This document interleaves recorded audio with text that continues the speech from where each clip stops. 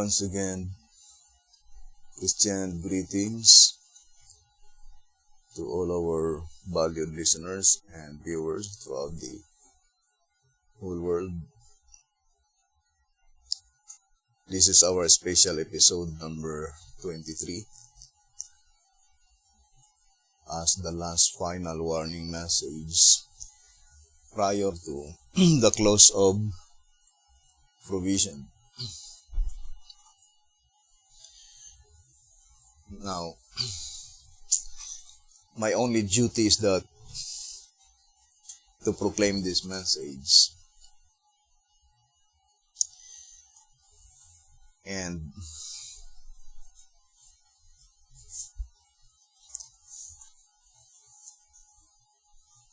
let us continue again. That statement on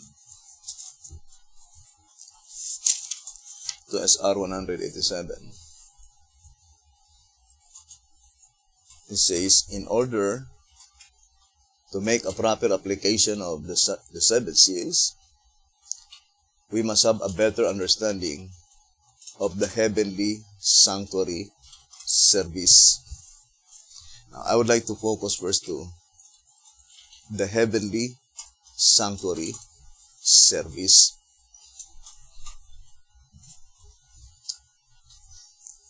We already read on Desire of Ages, page 77, saying, all the ceremonies of the feast were types of the work of Christ. So,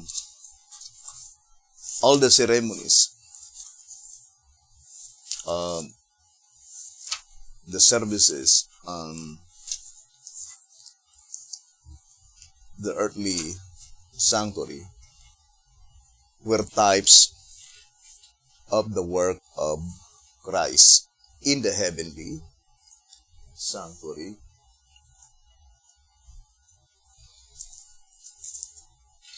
We already read in track number 3, page 13, saying,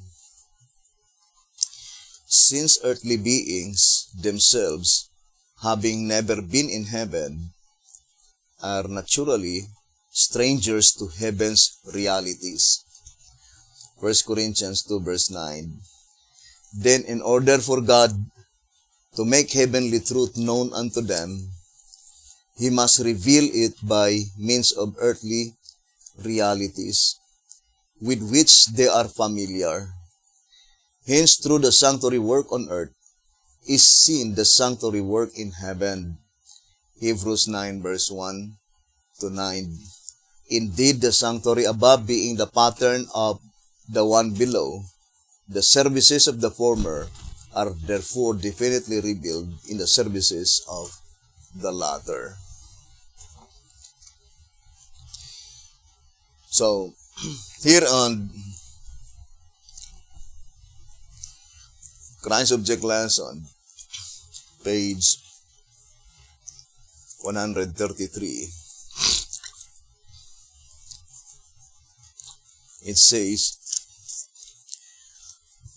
the significance of the Jewish economy is not yet fully comprehended. Truths vast and profound are shadowed forth in its rites and symbols. The gospel is the key that unlocks its mysteries. Through a knowledge of the plan of redemption, its truths are open to the understanding. Far more than we do, it is our privilege to understand these wonderful themes. We are to comprehend the deep things of God. Angels desire to look into the truths that are revealed to the people who with contrite hearts are searching the Word of God and praying for greater lengths and breadth and depths and heights of the knowledge which He alone can give. Christ Object Lesson, page 133. Here in Selected Messages, Book 1, page 232,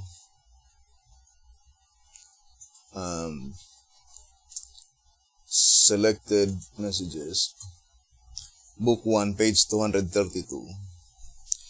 Those who cherish the view that there was no Savior in the old dispensation have as dark a veil over their understanding as did the Jews who rejected Christ. The Jews acknowledged their faith in a Messiah to come in the offering of sacrifices which typified Christ. Yet when Jesus appeared, fulfilling all the prophecies regarding the promised Messiah, and doing works that mark him as the divine Son of God, they rejected him and refused to accept the plainest evidence of his true character. The Christian church, on the other hand, who professed the utmost faith in Christ, in despising the Jewish system, virtually deny Christ, who was the originator of the entire Jewish economy. So, Jesus Christ is the originator of the entire Jewish economy. Here in Testimonies for the Church, volume 6,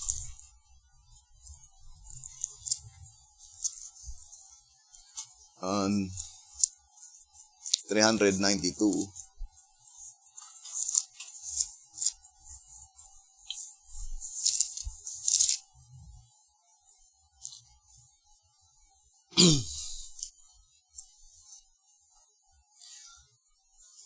so let's read the statement here.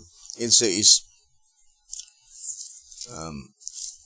volume 6, page 392, the gospel is given in precept in Leviticus. Implicit obedience is required now, as then. How essential it is that we understand the importance of His Word. Volume 6, page 392. So the gospel is given in precept in Leviticus. Implicit obedience is required now, as then. How essential it is that we understand the importance of this word. So, let us now study closely, brothers and sisters, the gospel as given in precept in Leviticus.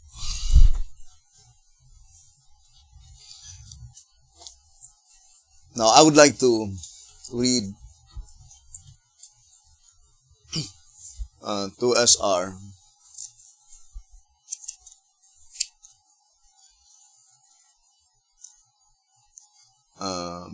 266. 2SR 266, it says, only by the gospel proclamation, through that spiritual house, can God save His people. So there is no other medium that our Almighty God can save humanity, is only through the gospel proclamation, proclaimed by that spiritual house. And we know that that is pointing to the church. The church recognized by God as His. And 2SR page 261, it says, to John was shown the true spiritual church of God in all ages in a symbol of a woman. 2SR 261. To John was shown the true spiritual church of God in all ages, in a symbol of a woman. The Shepherd's Rod told us that written words can be misconstrued, but symbols cannot. 2SR page 288. Written words can be misconstrued, but symbols cannot, thus making it possible for both learned and unlearned to immediately distinguish the difference between truth and error. So, concerning the written word of God, it can be easily misconstrued. The Shepherd's Rod says the enemy has succeeded in confusing the written word of God. 2SR page 10. While the enemy has succeeded in confusing the written word of God, God lightens the earth with His glory by these symbolic revelations, and by which He discloses the entire truth and uncovers the traps of the devil.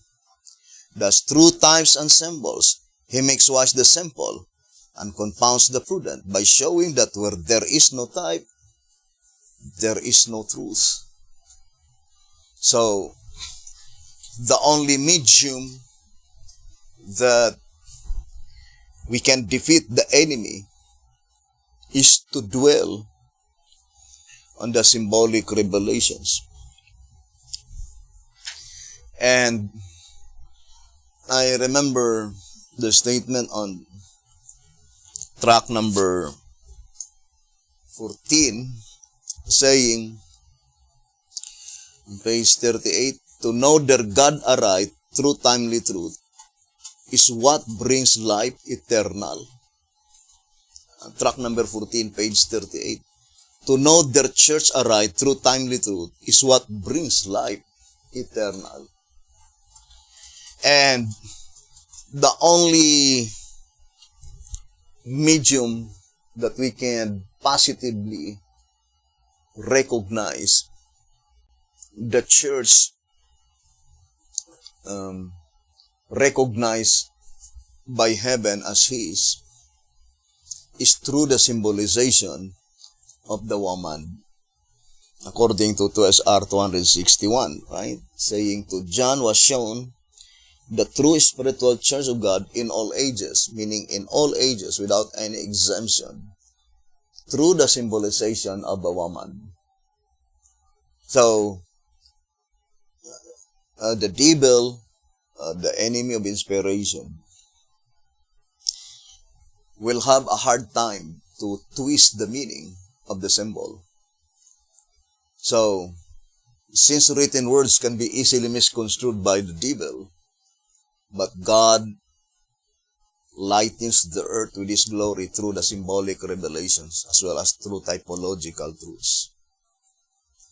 And according to 2SR page 268, it says here, brothers and sisters, thus the woman represents a church that keep the commandments of God, moral law, and have the testimony of Jesus Christ, ceremonial law, or the plan of salvation revealed in the light of the spirit of prophecy, Revelation 12:17. So here the Shepherd's Rod made it so plain that the woman must represent the church that keep the commandments of God, which is represented by the moral law, and have the testimony of Jesus Christ. And it says ceremonial law, or the plan of salvation revealed in the light of the spirit of prophecy. We read several times in 2SR 187 saying, in sanctuary construction and service is revealed the plan of salvation. And that statement in 2SR 268 can be easily understood that the revelation of God concerning the plan of salvation is deposited by God into that church symbolized by the woman. So, one of the divine earmark that you can recognize, because to know their church aright through timely truth is what brings life eternal. And one of the medium that God employed so that we could recognize that church represented by the woman must be the church that keep the commandments of God, and at the same time, the entire plan of salvation had been deposited by God into that movement. And the plan of salvation was revealed through the sanctuary construction and sanctuary service, according to 2SR page 187. Now, let's read here in tract number 3. Now, tract number 3 on page 85. It says, "Wonderful indeed is the way in which God has worked out the plan of salvation and revealed it step by step as necessary. When in 1844, the investigative judgment of the dead and the ingathering of the first fruits of the living began, He did not leave His people in darkness. Concerning these events, the very first vision which Sister White received in 1844 was of the 144,000 first fruits, the servants of our God, who shall never taste death." See Early Writings, pages 14 to 15. And we know that the first vision that was shown by God to Sister White, that was on December 1844. Immediately after the disappointment, according to such historical event, as stated in Early Writings from page 13. I would like to read it. Says, "From this time up to December 1844, my joys, trials, and disappointment were like those of my dear Advent friends around me. At this time, I visited one of our Advent sisters, and in the morning, we bowed around the family altar. It was not an exciting occasion, and there were but 5 of us present, all women. While I was praying, the power of God came upon me as I had never felt it before. I was wrapped in a vision of God's glory and seemed to be rising higher and higher from the earth, and was shown something of the troubles of the Advent people to the holy city as narrated below my first vision." Early Writings, page 13. So, the very first vision that was shown by God to Sister White is concerning the 144,000 living saints, and that was on the month of December, in December 1844. Now, since the work of Christ in the heavenly sanctuary is purely bookwork transaction, so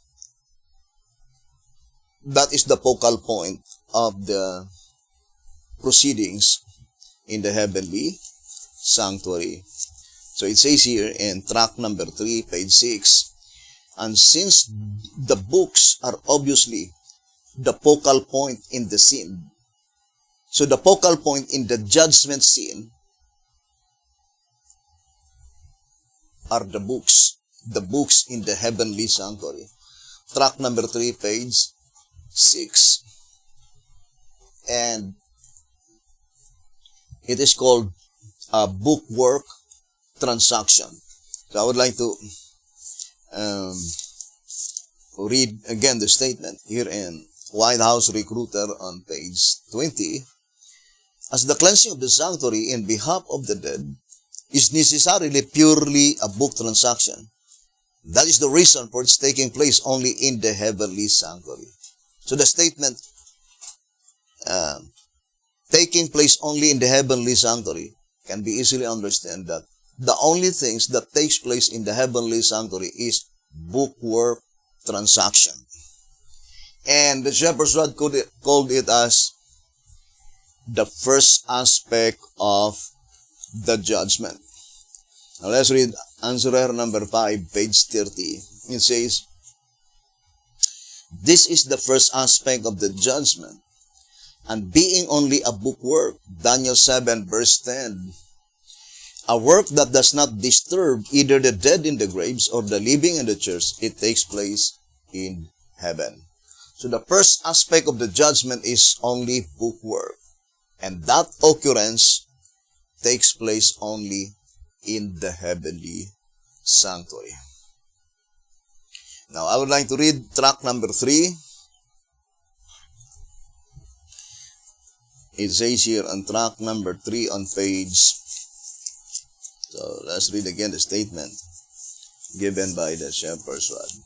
It says here, those whose vision is clear on the truth of the harvest, track number 3, page 75, those whose vision is clear on the truth of the harvest, as taught in the testimonies of the prophets and in the parables, will have a still clearer vision as we study the significance of the wave ship, the significance of the wave lobes, and the Feast of Tabernacles.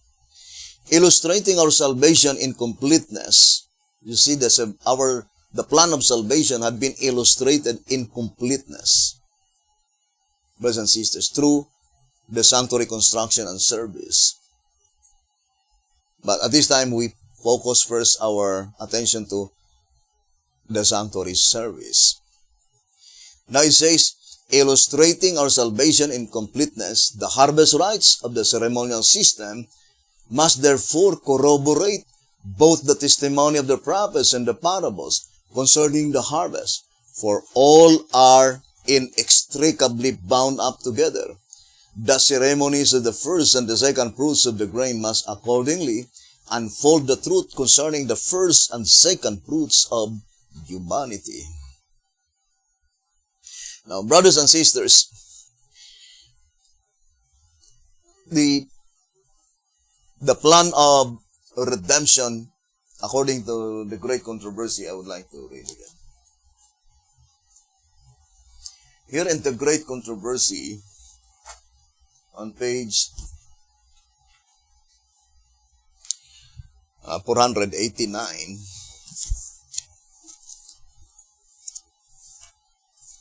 so let's read the statement. It says here, the intercession of Christ in man's behalf in the sanctuary above is as essential to the plan of salvation as was his death upon the cross. By his death, he began that work which after his resurrection, he ascended to complete in heaven. So, the plan of redemption had been laid down from the time when Jesus Christ was still on this earth at his first advent. And that work of the plan of salvation is completed in the heavenly sanctuary. And that's why here in the upper part it says, the sanctuary in heaven is the very center of Christ's work in behalf of man. It says the sanctuary in heaven is the very center of Christ's work in behalf of man. It concerns every soul living upon the earth. It opens to view the plan of redemption, bringing us down to the very close of time and revealing the triumphant issue of the contest between righteousness and sin.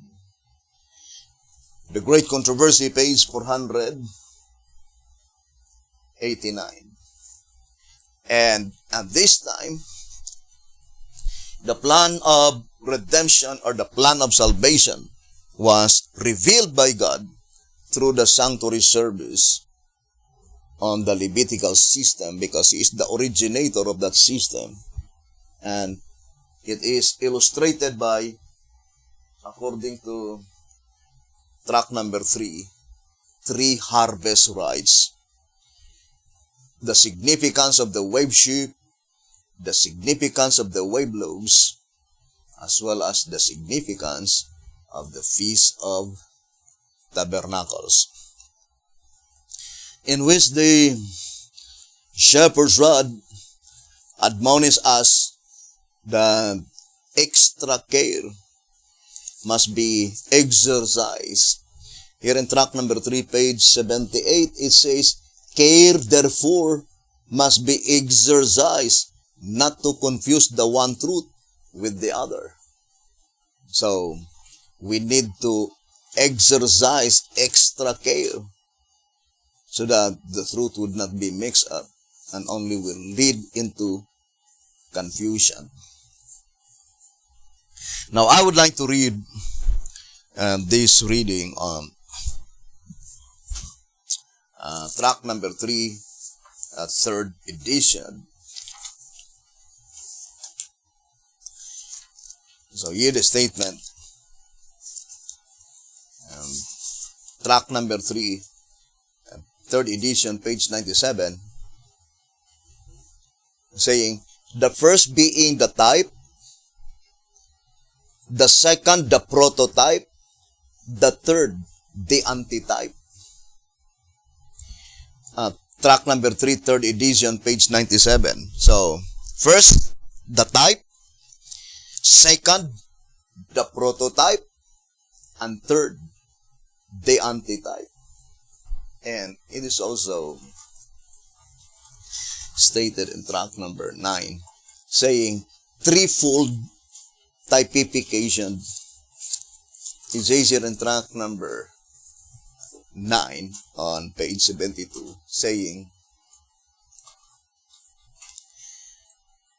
a threefold typification in threefold accord with God's law of type, that where there is type, there must also be antitype.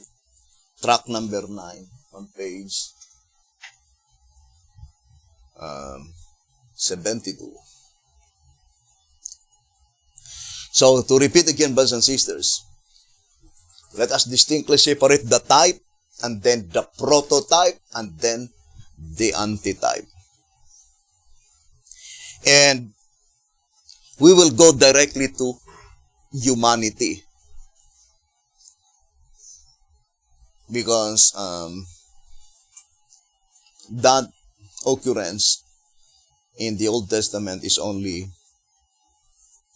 an illustration.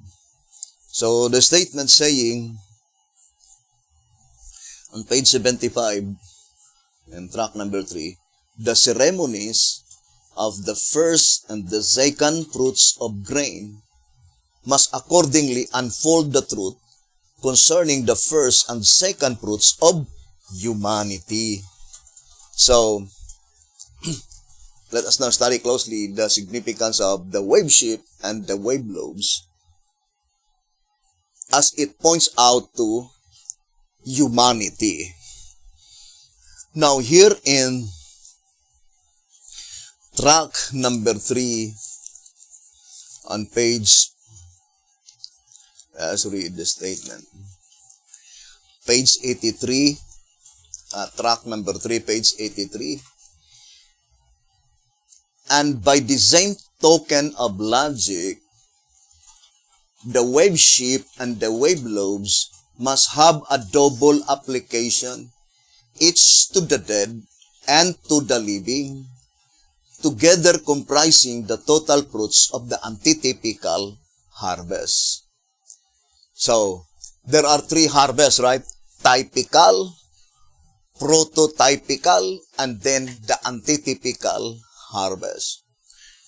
So, the voice of inspiration says in track number 3, page 83, that the significance of that ceremony concerning the wave sheep and the wave loaves, it must be applied both, double application, each to the dead and each to the living.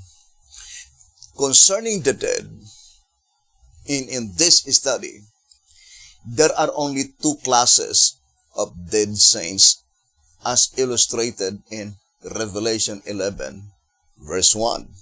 Now let us read on track number 5 on page 109. It says,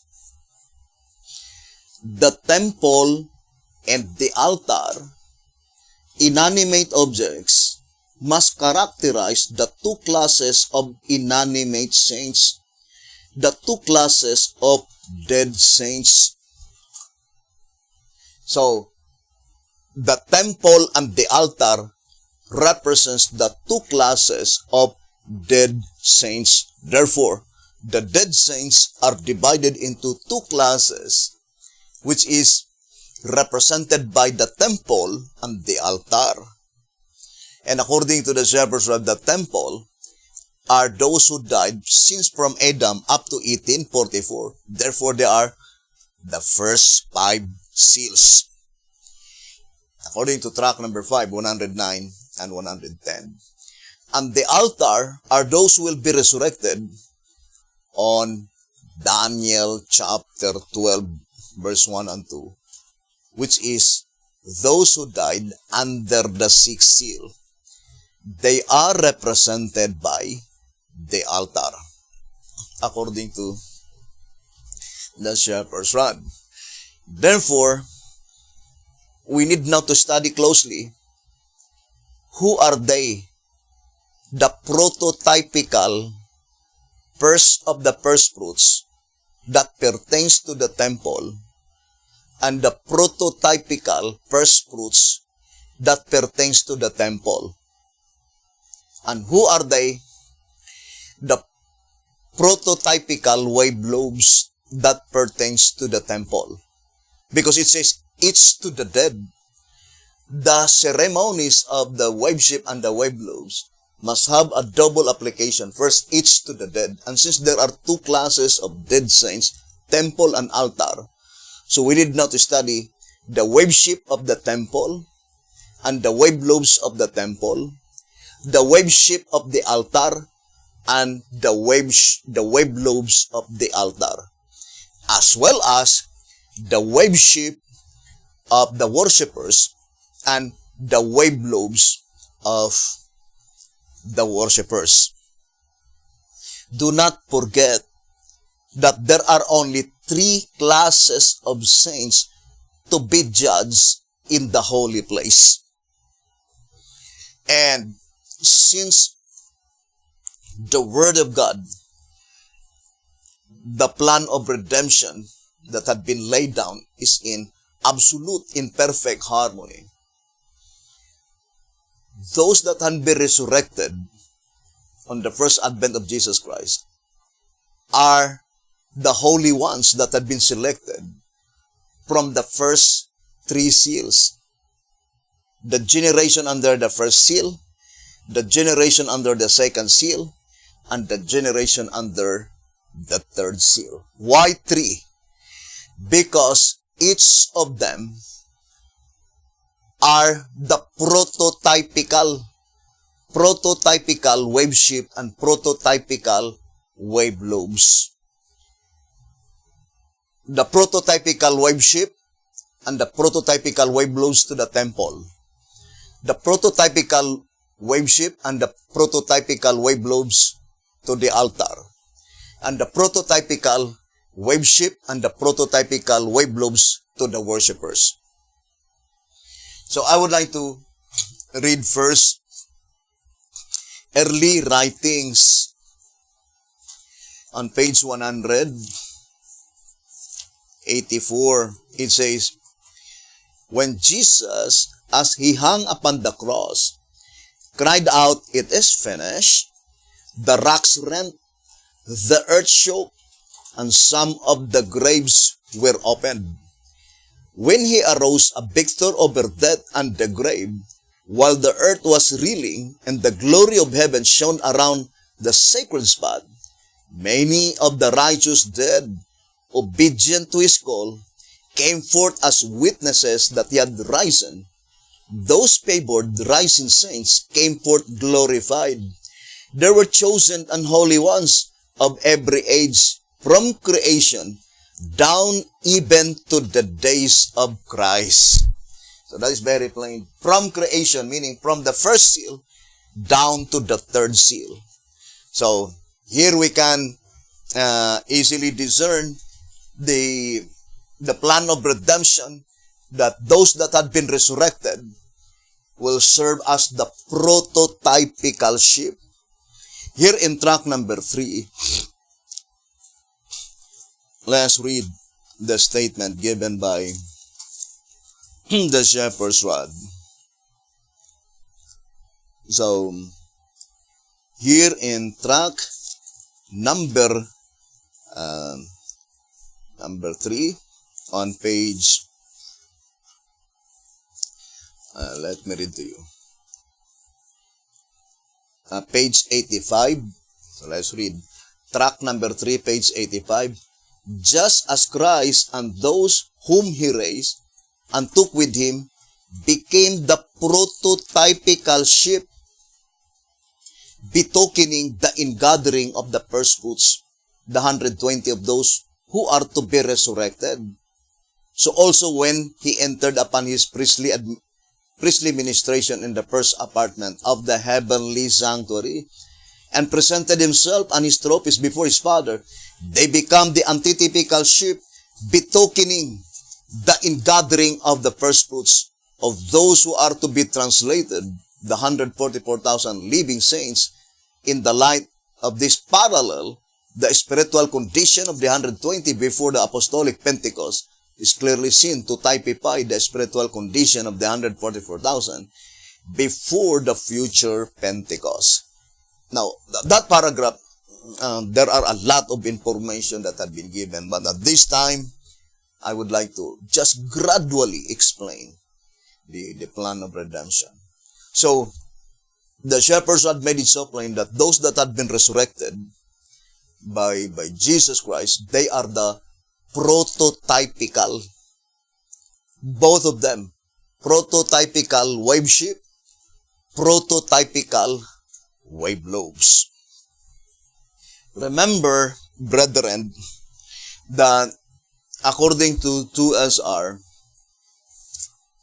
237, it says, 2SR page 237, if God worked on the 3-hour schedule with the crucifixion of Jesus, 2SR 237, if God worked on the 3-hour schedule with the crucifixion of Jesus, see chart on page 22, and the same rule was followed in the period called day, then he certainly would not follow another rule in the period called night.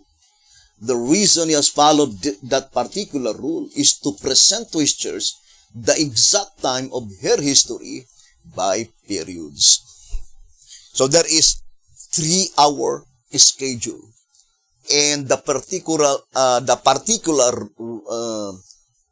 principal reason why God made such particular rule, 3-hour schedule, is to present to his church. And that is the 11th hour church, because according to 2SR 234, the truth of the parable has never been understood by any other company except the 11th hour call. So the principal reason why Jesus Christ followed the particular rule, 3-hour schedule, is to present to his church, brothers and sisters, the exact history, her history by periods. Now, first of all, in this study, we can easily discern that the statement in the Bible, here in Matthew 27, saying, Matthew chapter 27, on verse 52 and 53, and the graves were opened, and many bodies of the saints who sleep arose, and came out of the graves after his resurrection, and went into the holy city, and appeared unto many. So let us distinctly separate those that had been resurrected after the resurrection of Jesus Christ, and those that had been resurrected together with Jesus Christ. Because those that had been resurrected together with Jesus Christ, they are the first of the first fruits, the wave sheep. But those that had been resurrected after Christ's resurrection, 3-hour schedule, 9 a.m., they are represented by the prototypical first fruits. And the mere fact that they are resurrected at 9 a.m., because that is the 3-hour schedule, to indicate that they also signify the wave lobes on earth represented by the apostles, by which they received the Pentecostal power at 9 a.m. or in the ancient timepiece of clock, that is 3rd hour. So the same hour, brothers and sisters. Now it says here in track number 3, page 80, and since the wave sheep was a figure of Christ and of those who arose with him as the first of the first fruits of the dead. So, those that had been resurrected. So here we can now distinctly separate. Jesus Christ is the type. Those that had been resurrected together with Jesus are the prototype. But those that had been resurrected in that very day there are 3 hours interval or 3-hour schedule. The first resurrection is those who had been resurrected together with Jesus Christ, according to our reading, and they serve as the first of the first fruits or the prototypical wave sheep. But there are three classes of first fruits. The first fruits under the first seal, the first of the first fruits under the first seal, the first of the first fruits under the second seal, and the first of the first fruits under the third seal. And those who had been resurrected at 9 a.m., they are represented by the wave lobes, indicating that the entire first fruits had been completely gathered. So that is the significance, brothers and sisters. And we know that this sanctuary service did not begin not until in October 22, 1844. And that is the reason that, according to the Shepherd's Rod, here on 2SR page 191, that the word hereafter, it says 2SR 191, therefore the word hereafter in Revelation chapter 4 verse 1 means from the time of the vision pointing forward to 1844. 2SR page 191. Now let's go back again to the reading on the old symbolic code. 3 symbolic code number 5 and 6, page 12 and page 13. So it says, are the first fruits of the dead also of the living? The absolute answer is that no. The first fruits of the temple are those that had been resurrected under the generation of the first seal. The first fruits of the altar are those that had been resurrected under the generation of the second seal. But the first fruits of the living, which is the worshippers, they are those that had been resurrected in the generation under the third seal. In the mere fact that Elijah is under the third seal confirms that the first fruits, that had been resurrected under the third seal is the prototypical first fruits of the worshippers. So here, we will gradually show to you how God revealed the entire plan of redemption through the sanctuary construction and service, as illustrated on the ceremonial system, as well as the occurrence on the first advent of Jesus Christ, more particularly on that very year, 31 AD. On 31 AD, brothers and sisters, the very year by which Jesus Christ was crucified, according to our reading in the Great Controversy 489. That is the time that the plan of redemption had been carried out from crucifixion to resurrection to ascension, completed in the heavenly sanctuary, according to the Great Controversy, page 489. So let us read again the statement here in 3 Symbolic Code, number 5 and 6, pages 12 and page 13. It says, if Christ is the first fruits of the dead, is he not also the first fruits of the living? Although the answer, if the question is concerning Jesus Christ is all in all.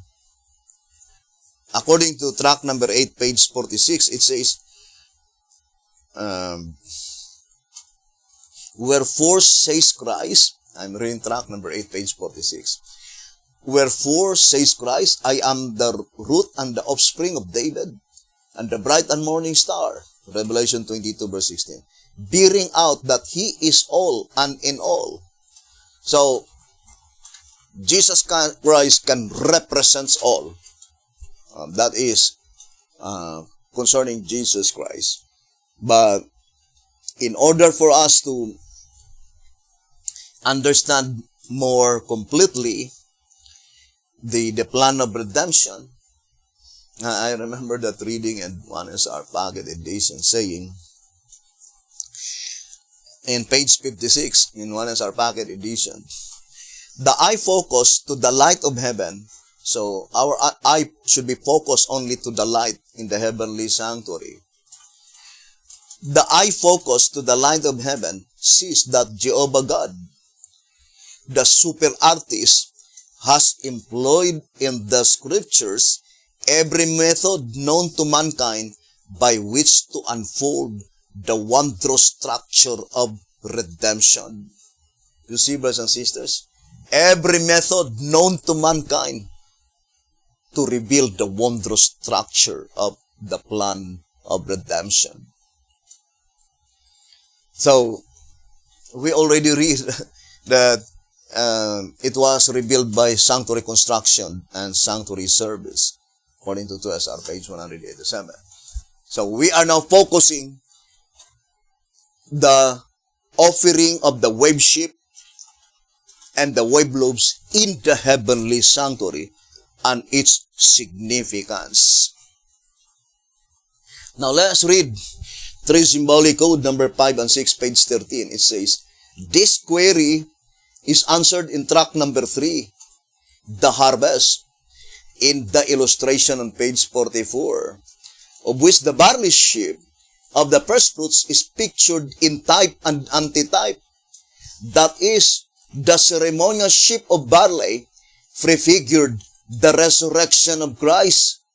The first fruits, including those who arose with him. These resurrected ones constituted the spiritual sheep which, at the beginning of the judgment of 1844, was offered before the Father as a sheep offering of the living first fruits. Now, brothers and sisters, we know that all of them are living first fruits because all of them were immortalized. Now, I would like to read here in tract number 3. Tract number 3 on page Let's read again the statement. Track number 3 on page 84. It says here, the reader will remember that those who arose with Christ on the 18th day of the first month, follow the chart on page 55, were immortalized and received into heaven as the antitypical sheep, pointing to the ingathering of the fruits that shall never die. So all of them had been immortalized. So that is why, brothers and sisters, they are called the living first fruits. Now, let us distinctly separate, brethren, the wave sheep that is intended to the dead and the wave lobes that is intended to the dead. Do not forget the statement that the wave sheep and the wave lobes must have a double application, each to the dead and each to the living. Track number 3, page 83. Let us read again the statement. And by the same token of logic, the wave sheep and the wave lobes must have a double application, each to the dead and to the living, together comprising the total fruits of the antitypical harvest. And do not forget that according to track number 3 on page 80, it says, from these facts, it can more clearly be seen that those whom Christ took with him were the living wave sheep and the only one that has been offered in the heavenly sanctuary. So they are the only one that has been offered in the heavenly sanctuary. And that as one raised from the dead, they are the first fruits of the dead. Whereas as one ever living before the Father, they are the living wave sheep of the first fruits of the living, the 144,000 servants of God, who sequentially precede the second fruits and the Feast of Tabernacles. Now, let's focus our attention, brothers and sisters. They are the only ones that had been offered in the heavenly sanctuary. Who are they? Those that had been resurrected on April 18. And Moses was already resurrected. Therefore, Moses cannot be a part that had been offered, because Moses is a part of the four beasts, the representatives. And that is Moses, Abel, Elijah, and Enoch, the four beasts, as the representatives of that judicial proceedings. And the two resurrected saints represented to the two classes of dead saints, those who died natural death and martyr, according to 2 SR 195 and 196. And Elijah represents the first fruits, the 144,000, and Enoch, the great multitude. So, since our subject is concerning the wave sheep and the wave lobes, the shepherd's rod made it so plain that they are the only ones that had been offered in the heavenly sanctuary. Who are they? The one that had been resurrected on April 18, 31 AD. They are the only one that had been offered in the heavenly sanctuary, according to the shepherd's rod. Now, when was such offering begun? According to the shepherd's rod here in 3 Symbolic Code number 5 and 6, page 13, it says, these resurrected ones constituted the spiritual sheep which at the beginning of the judgment of 1844 was offered before the Father as a sheep offering of the living first fruits. Now, we need to study closely, brothers and sisters. The statement is 1844. To repeat again, does the 1844 here Gregorian calendar? Now, if it is Gregorian calendar, Jesus Christ entered to the most holy place October 22. And of course, in Gregorian calendar, the last month is December 31. And then, January 1 is another year. So, if that calendar is Gregorian, then are we saying that the worship had been offered in the month of October? Remember, there was no offering of the worship before Jesus Christ entered to the most holy place. Before the veil was lifted. And it was lifted in October 22, 1844. Now, if we will be saying that 1844 in 3 Symbolic Code 5 and 6, page 13 is Gregorian calendar. Now, in what month by which the sheep had been offered? Is it October? Is it November? Is it December? Because that is the last 3 months, remaining months to complete the year 1844. Of course, the next year, January 1, is 1845. Absolutely, that 1844 in 3 Symbolic Code 5 and 6, page 13, cannot be Gregorian calendar. Otherwise, Jesus Christ is offering the worship which is contradictory to the offering of the worship, but He is the one who is originator of that ceremonial system. And Jesus Christ cannot contradict His own, brothers and sisters. So, the voice of inspiration says, I would like to read first here in 3 Symbolic Code. And then, let's read track number 3. It says here in 3 Symbolic Code 13 Symbolic Code 5 and 6, page 23. 13 Symbolic Code 5 and 6, page 23. Take next the worship, which is typical of the resurrection of Christ, having to be offered during the Passover week, and no other day but on the morrow after the Sabbath, the first day of the week, which we commonly call it Sunday. So that is very plain. What celebration by which the worship is offered? Only during the Passover week. And there is no Passover week in the month of October. There is no Passover week on the month of November. There is no Passover week in the month of December. Then absolutely, 1844 in 3 Symbolic Code, number 5 and 6, page 13, must be Bible calendar. Because in Bible calendar, the year of disappointment is 1843. Now, I would like to read to you here in track number 6 on page 30.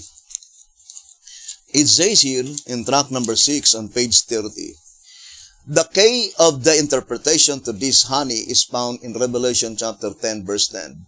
And I took that little book, says John, out of the angel's hand, and ate it up. And it was in my mouth sweet as honey. And as soon as I had eaten it, my belly was bitter. This honey sweetness represents the joy that came to the believers in William Miller's time through their wholehearted belief that the Lord was coming in the fall of 1843 AD to take them to their home in the land that is very far off, where their eyes would see the King and His beauty. Isaiah 33 verse 17. But as the day passed and the expected event failed to materialize, then overwhelming disappointment as depicted by the little book turning bitter came to everyone who, in honest expectancy, yearningly anticipated that long hoped-for journey through the starry heavens to the city foursquare, the capital of the earth, made new. So, would you think the shepherd's rod was mistaken, saying that the disappointment took place in the year 1843? No. Because that 1843, that is the Bible calendar. And that's why in one is our packet edition on page, it says here, on page 71, in some instances, the coincidental events may, according to our present calendar, appear to be a year ahead or a year behind, due to the fact that the first month of the Mosaic calendar falls in the fourth month of the present calendar year. So, that is very plain that the Gregorian calendar and the Bible calendar, in some instances, 1 year behind and 1 year ahead. Therefore, in 1844, perfectly portrayed that statement in one SR Paget edition, page 71, that the Bible calendar is 1 year behind with the Gregorian, 1843, and the Gregorian is 1844. And the Gregorian calendar is 1 year ahead with the Bible calendar. And we were so thankful that God graciously placed in our hands the restoration of such Bible creation calendar. Now, we already firmly established that the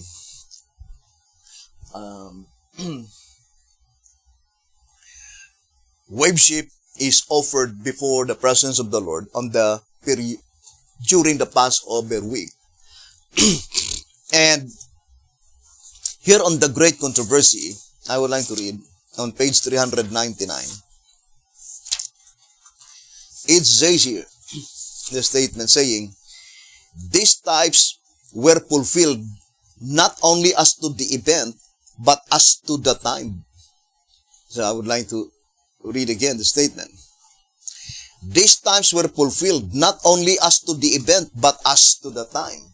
For example, the resurrection of Jesus Christ. Now let's read track number 3. Track number 3 on page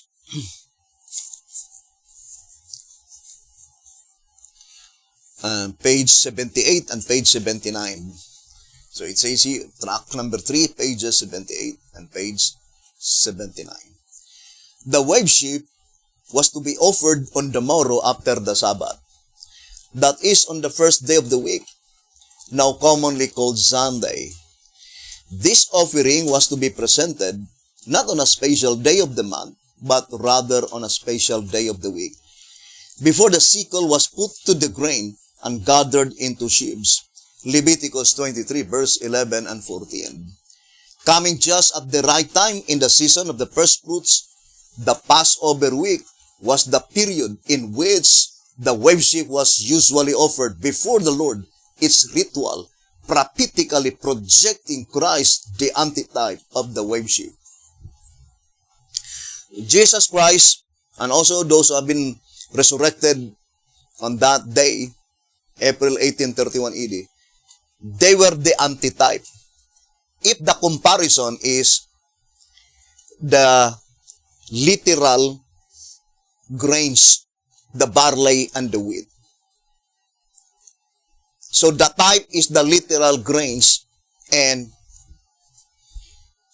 Jesus Christ and those that had been resurrected, they were the antitype. But when it comes to humanity, Jesus Christ is the type. Those that had been resurrected is the prototype. And those who are to be resurrected and those who are to be translated is the antitype. And that is why it is called the antitypical harvest. Those that had been already resurrected, they are called the typical harvest. Now, I would like to read again the statement in tract number 3, page 83. It says, tract number 3, page 83. And by the same token of logic, the wave sheep and the wave loaves must have a double application, each to the dead and to the living, together comprising the total fruits of the antitypical harvest. So the antitypical harvest pertains only to two classes of saints, resurrected and translated. but it points out to the saints that were still lying unconscious in their graves to be resurrected, and to the saints to be translated. But they that had been already resurrected, they were the prototypical harvest. And Jesus Christ is the typical harvest, or the type. Jesus Christ, the resurrection of Jesus Christ is the type. Those that have been resurrected on that very day are the prototypical, and then those who are still lying unconscious in their graves, and those who will be translated to heaven without seeing death, they are represented by the antitypical harvest, by which the wave sheep and the wave lobes is no longer the literal grain. The wave sheep represent those that had been resurrected at 6 a.m., and the wave lobes, those that had been resurrected at 9 a.m.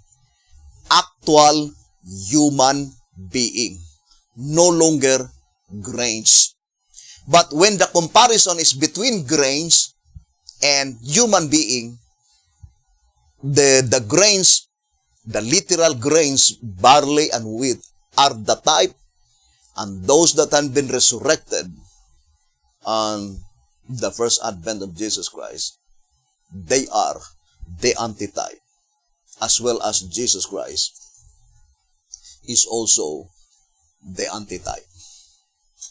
But when it comes to humanity, it was divided into 3 divisions. Jesus Christ is the type.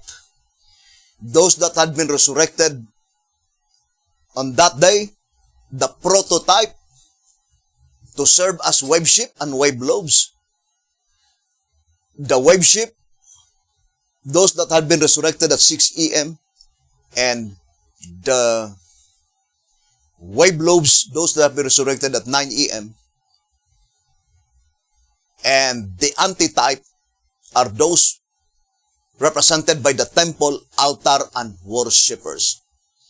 And since in the heavenly sanctuary, Jesus Christ is the high priest, He is the one to offer the wave sheep and the wave lobes. Therefore, Jesus Christ could no longer be a part of the prototypical, because He is the high priest that will offer the prototypical wave sheep, the prototypical wave lobes. So our attention is focused to the heavenly sanctuary, brothers and sisters. So I think we need now to start in our diagram, so that we could be able to comprehend, brothers and sisters, this wonderful structure of the plan of redemption. Now, I would like to go back again to the reading in track number 3, 1934 edition.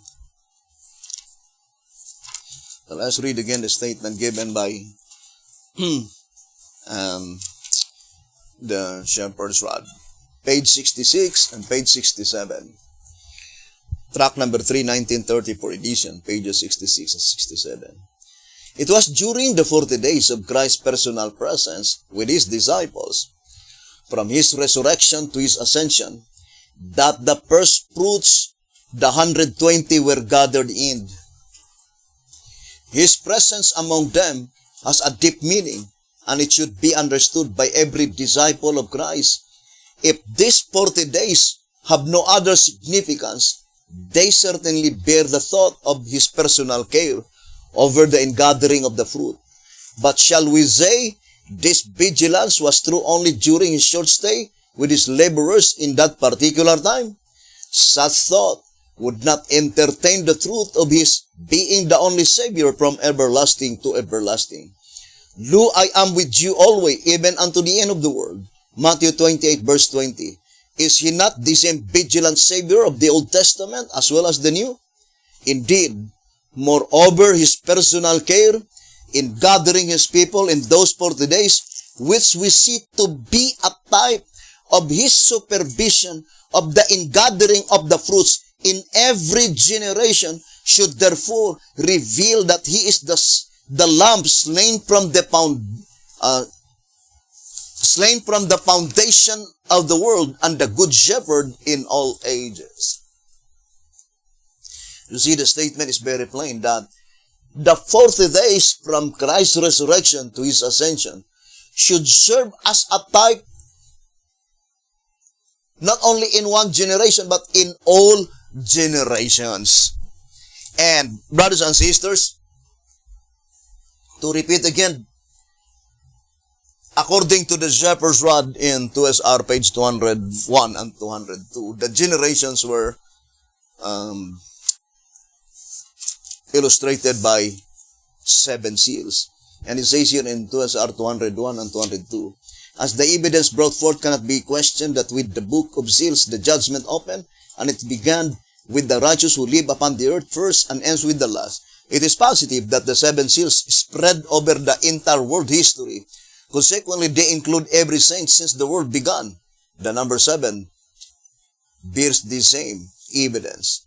And in 2SR 198, it says, the lambs of fire, 7 in number, present before the throne, represent completeness of truth of God, present truth revealed to every generation since the world began, by which we are judged. 2SR page 198. But the fact is that the 7 seals are divided only into 3, compacted into 3. Although it is 4, but we are talking about the 3 classes of saints to be judged in the holy place. And that is the reason that there are only 3 generations by which the resurrection on April 1831 AD, that Sunday, on the first advent of Jesus Christ, together with the resurrection of Jesus Christ. Why 3? Because these 3 represents the 3 classes of saints to be judged in the holy place: the temple, the altar, and the worshippers. So, that is very plain, brothers and sisters. And hoping that we could gradually grasp the true meaning of this plan of redemption. Because the fourth one, the great multitude, God commanded that they should be no longer to be measured, meaning investigated in the holy place, as is stated in tract number 5, page 110. And we will explain it later, the reason why they will no longer be to be investigated in the holy place. But let us first focus our attention to these 3, brothers and sisters, by which represented by wave sheep and wave lobes. The wave sheep and the wave lobes to the temple is those who have been resurrected in the first seal. The wave sheep and the wave lobes for the altar are those that have been resurrected under the second seal. And the wave sheep and the wave lobes to the worshippers are those that have been resurrected under the third seal. And we will now focus our attention to the occurrence in the heavenly sanctuary, from the first to the last offering of the wave sheep and the wave lobes. Now, remember, brethren, that concerning such service, sanctuary service, in the administration of Christ, when it pertains to the dead, the occurrence takes place only in heaven. Whereas, when the judgment that pertains to the living begins, the heavenly as well as the earthly temple or the earthly sanctuary is thus affected. Now let us read tract number 5 on page 109. It says here, the investigative judgment of the dead consequently takes place in the heavenly temple only, whereas the investigative judgment of the living takes place in the heavenly as well as in the earthly temple. So, concerning the judgment of the living takes place in the heavenly as well as in the earthly temple. Tract number 5, page 109.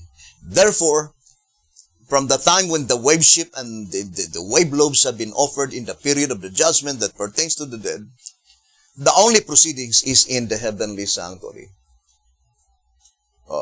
There is no proceedings that takes place on this earth, on the earthly sanctuary. So let us now begin, brothers and sisters. The very first offering that had been offered by Jesus Christ, brothers and sisters, remember, the resurrection of Jesus Christ is the type.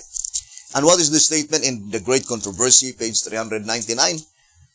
These types were fulfilled not only to the event, but as well as to the time. So it must be perfectly matched and exactly fits. So it is very important to understand the type so that we could easily discern the prototype as well as the antitype. So let's begin on 237. The wave ship and the wave lobes. So we'll show to you this diagram. And this diagram is exclusively taken from the Shepherd's Rod publications. So you see, brothers and sisters, 31 AD, April 31 AD, and May 31 AD. That is Bible. Can we see the arrow?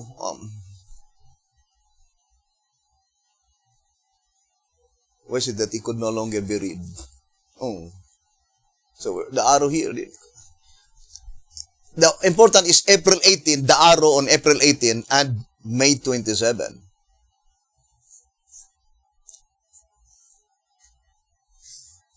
Now, that is the type according to the Shepherd's Rod. We already read in tract number 3, 1934 edition, page 66 and 67. So, the type is the resurrection of Jesus Christ and the ascension of Jesus Christ. 40 literal days, brothers and sisters. And this occurrences is heavenly designed. Brothers and sisters, if the Bible creation calendar had not been restored, we will have a hard time to explain that statement in 3 Symbolic Code 5 and 6, page 13. First, there might be possibility that you will say that 1844 is Gregorian calendar. And that's why if you will ask, if that 1844 in 3 Symbolic Code 5 and 6, page 13, is Gregorian calendar, and Jesus Christ entered to the most holy place October 22, 1844, which of these last 3 months remaining in the year 1844, by which the wave ship had been offered by Jesus Christ in the presence of God the Father? Is it October? Is it November? Is it December? Now, brothers and sisters, not even one of these 3 months. Otherwise, Jesus Christ is working against what he had been established in the Jewish economy. The Voice of Inspiration says that Jesus Christ was the originator of the inter-Jewish economy. 1 is page 232. And all the ceremonies, types of the work of Christ in the heavenly sanctuary. Desire of Ages, page 77. And since only on the Passover week, on the first month, April, by which the wave ship must be offered, therefore, in the heavenly sanctuary as well, It must be on during the Passover week, on the first month. It cannot be on the second month, third month, fourth month, fifth month, sixth month, seventh month, 8, 9, 10, 11, 12. Only on the first month. During the Passover week, by which the worship is offered in the presence of the Lord. And Jesus Christ, according to Hebrews chapter 8, verse 1, being our high priest in the heavenly sanctuary, built by God, not by man. Therefore, Jesus Christ must offer the worship in the presence of God the Father on the very day, brothers and sisters, by which He Himself ordained. I remember the statement in answerer number 3 on page 9 and page 11, page 10. Answerer number 3, page 9 and page 10. Thus the all-knowing one, answerer number 3, page 9 and 10. Thus the all-knowing one, He who created the heavenly bodies and knows the very moment He set them in motion to govern the day, the month, and the year, decreed that the holy feast be observed in the very month and on the very day in which they were first ordained. So, that is very plain, brothers and sisters. Now, let us now, do we have done, you saved the PowerPoint concerning when would be the worship will be offered in the presence of the Lord. We need first to establish the divine principle. Number 1, you still remember that the worship is offered not on the special day of the month, but on a special day of the week. That is on the first day of the week, which we commonly call Sunday. There is no other day. The worship cannot and will not be offered on Monday, neither on Tuesday, neither on Wednesday, neither on Thursday, neither on Friday, neither on Saturday. There is only one specific day by which God commanded His people that the worship must be offered only on the first day of the week, which is Sunday. According to the shepherd's rod, according to the Bible, according to the spirit of prophecy. But which we already read in tract number 3 on page 78. The worship was to be offered on the morrow after the Sabbath, that is on the first day of the week, now commonly called Sunday. This offering was to be presented not on a special day of the month, but rather on a special day of the week. Tract number 3, page 78. Tract number 3, page 78. What is the principle number 2? The divine principle number 2 is that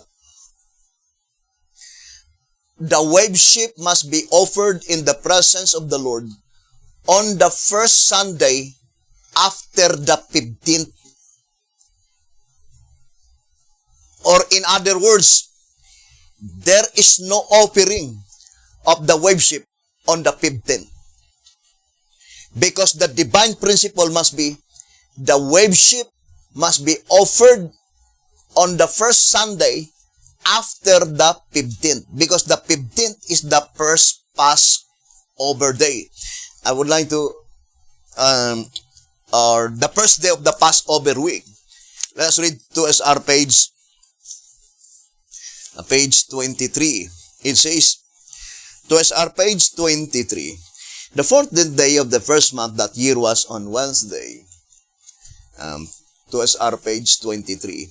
The 14th day of the first month that year was on Wednesday. And the day ended at sunset even. The first day of the Passover feast, 15th day of the month. So what is The first day of the Passover feast, 15th. It will always fall on the 15th.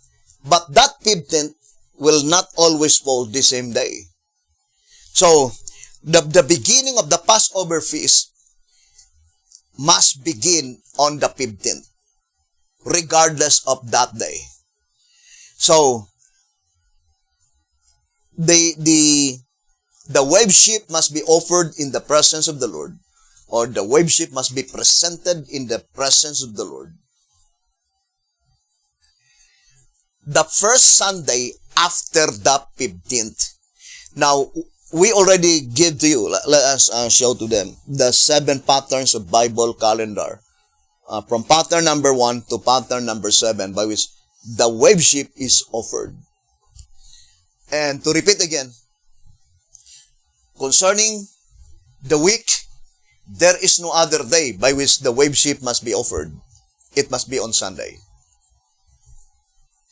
And concerning the month, it must be the first Sunday after the 15th. So, it cannot be offered on the 15th day. So, let us look at the 7 patterns by which the wave sheep is offered. So, we have that 7 patterns. Pattern number 1, the wave sheep is presented before the Lord on the 5th day of the feast, and that is April 19, Sunday. So if the year is pattern number 1, so the offering of the wave sheep must be on the 5th day of the feast, and that is April 19. But if the year is pattern number 2, that is the 2nd day of the feast, April 16, Sunday. And that pattern is very noticeable because that is the only one that had been recorded in the Exodus movement. 2nd day of the feast. Do not forget that, because remember, brothers and sisters, one of the reasons why God uses only 2 kinds of cereals, according to 2SR 234. Why only 2 kinds of cereals? Why not 5? Because God wants to draw our attention to the first and the last call. The first call, Israel after the flesh going out of Egypt, and the last call is spiritual Israel going out of Egypt. And it's very important because it points out to the 144,000 living saints. Sister White and Biddy Hotep expected to be among the living saints, but all of them died. And he himself declared clearly in 2SR 275 that that predicted event, the perfect fulfillment of Abraham in its antitype going out of Egypt, was still future in the days of Biddy Hotep. But he himself commanded his people, or commanded God's people, that we need to prepare for that event. 1SR page 64. What event? The departure from Egypt. And we read yesterday, according to 2TG, number 41,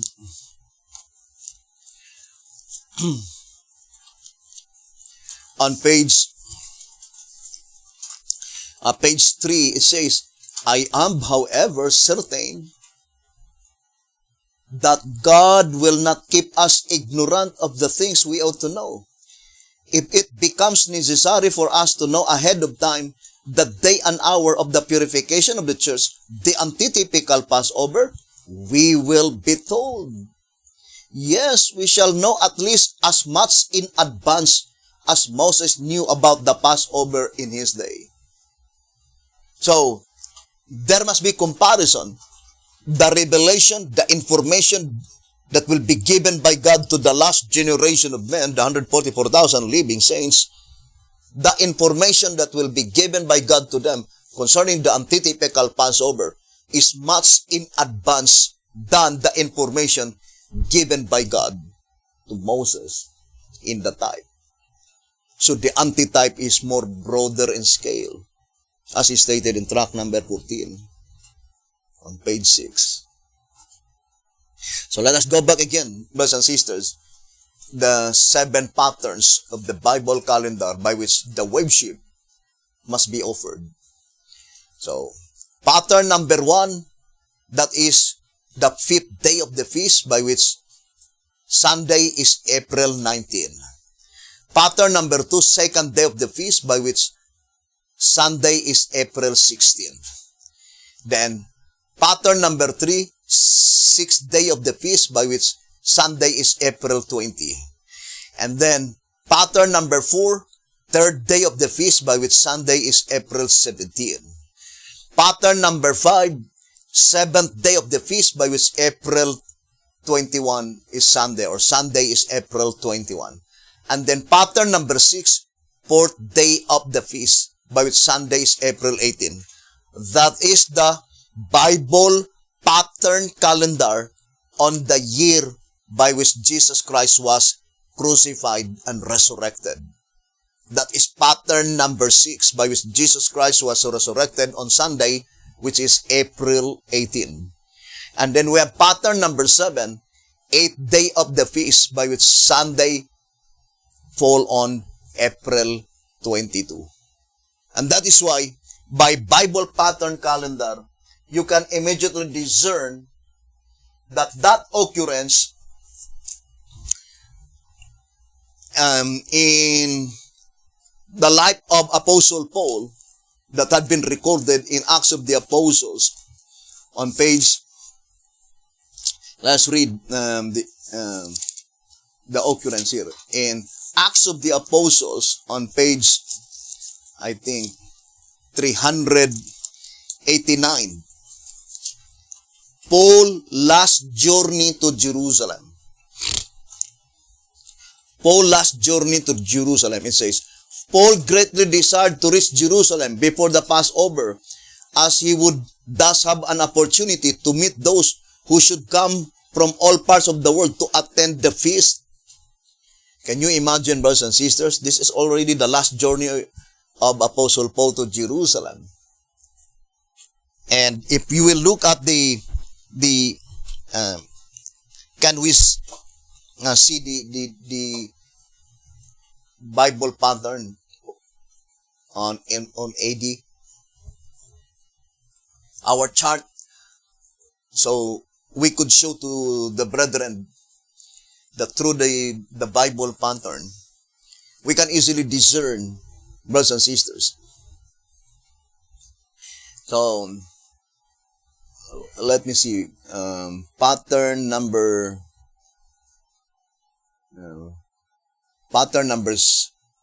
7.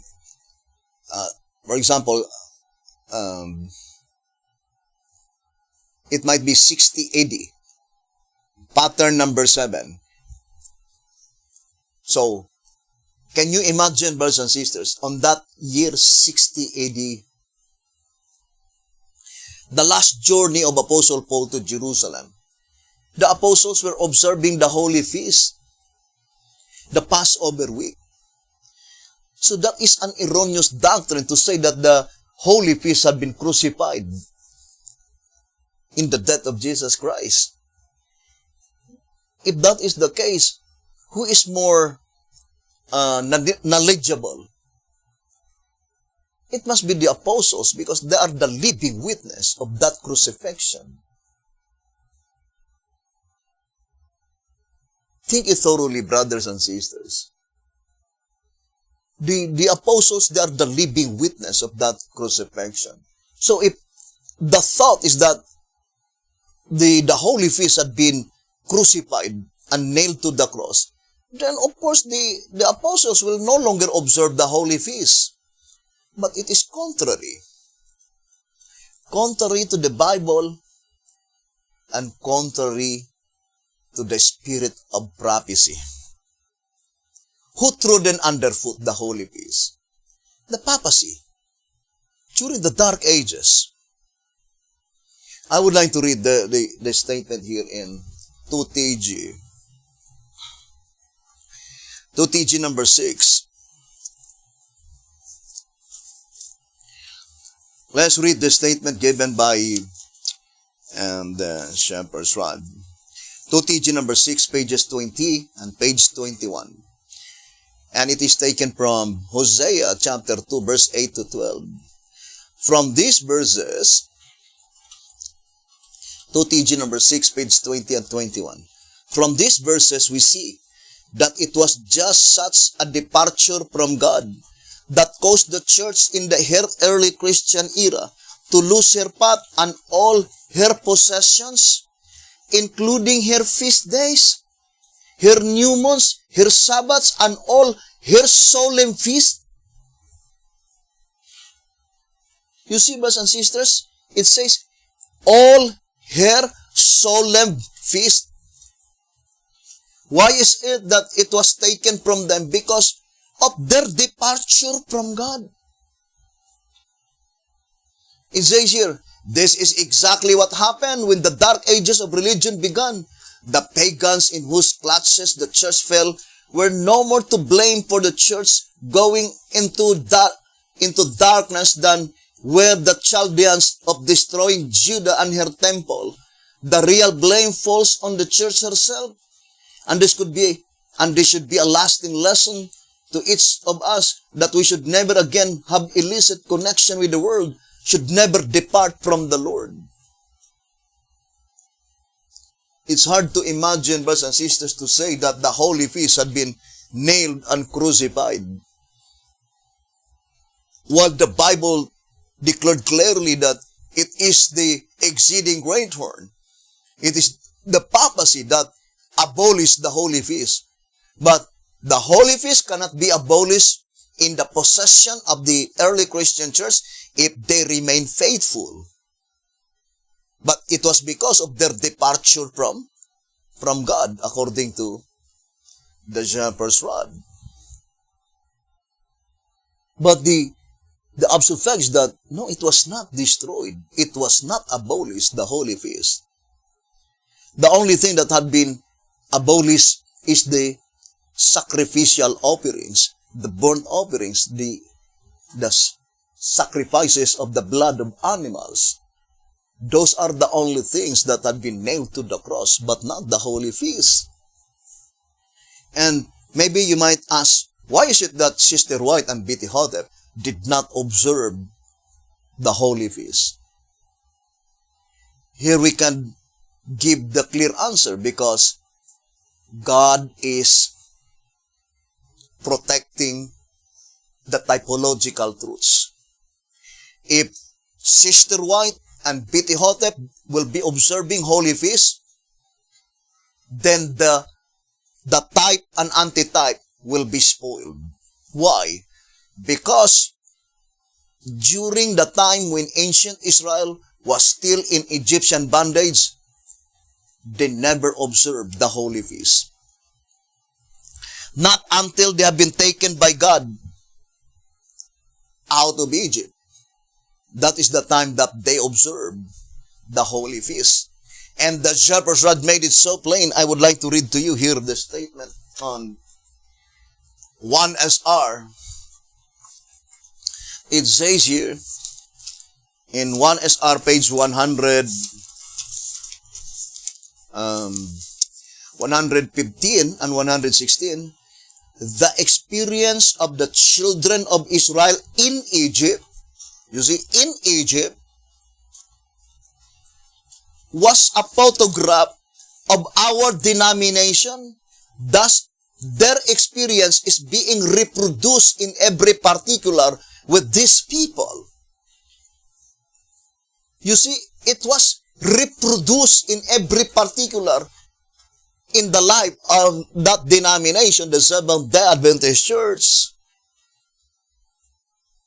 And it is very plain in 1SR on page 76, it says here, 1SR page 76, the beginning of this denomination was typified by Israel's entrance into Egypt as previously explained. The land of Goshen stands as a symbol of the United States of America. You see, brothers and sisters, what is the antitypical event that took place when God raised up the Seventh-day Adventist Church?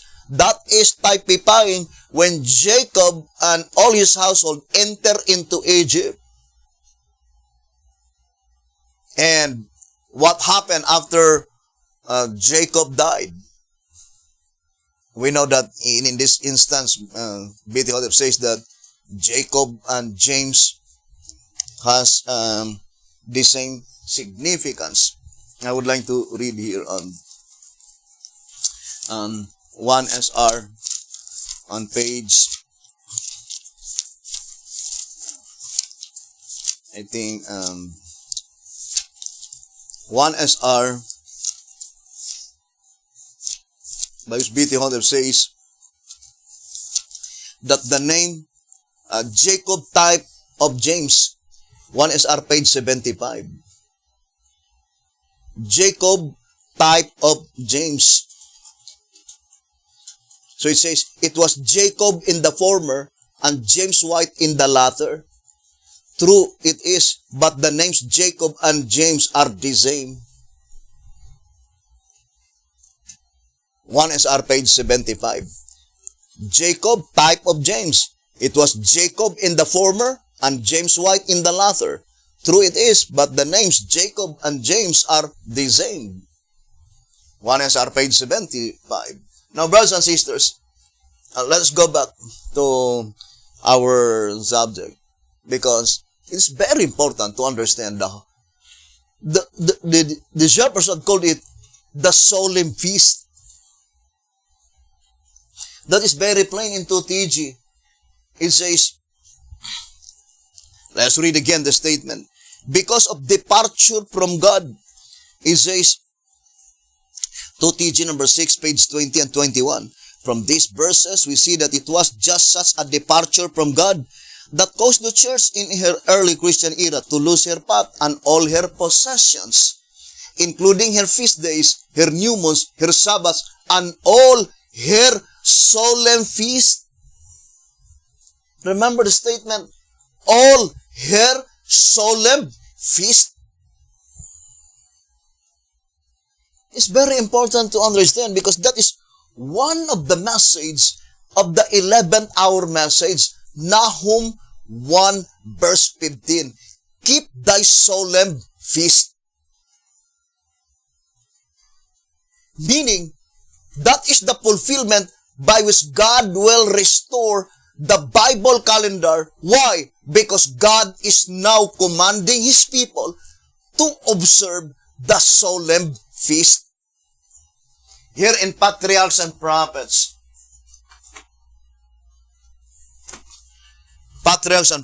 on page 537, it says, the annual feast.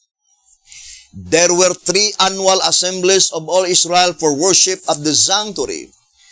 Exodus 23 verse 14 to 16. Shiloh was for a time the place of these gatherings, but Jerusalem afterward became the center of the nation's worship.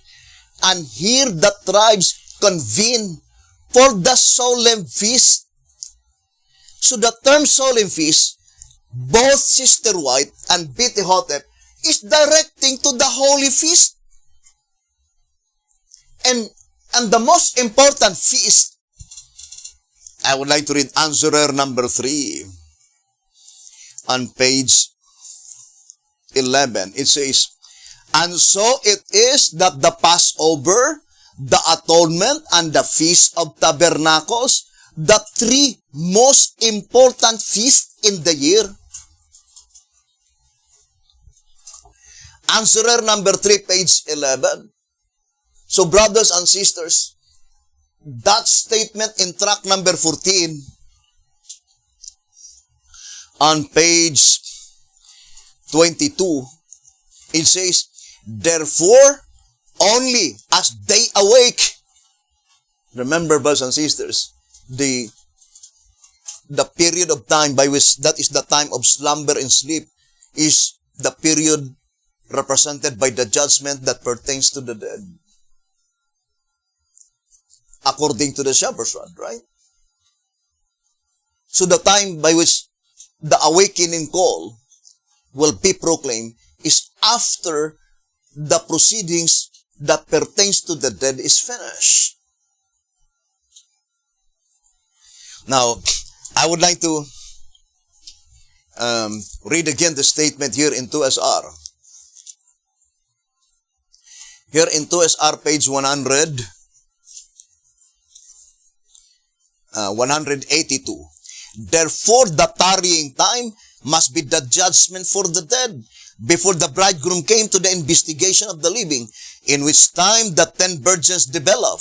So, that is the time in which they all slumbered and sleep. What time? The judgment that pertains to the dead.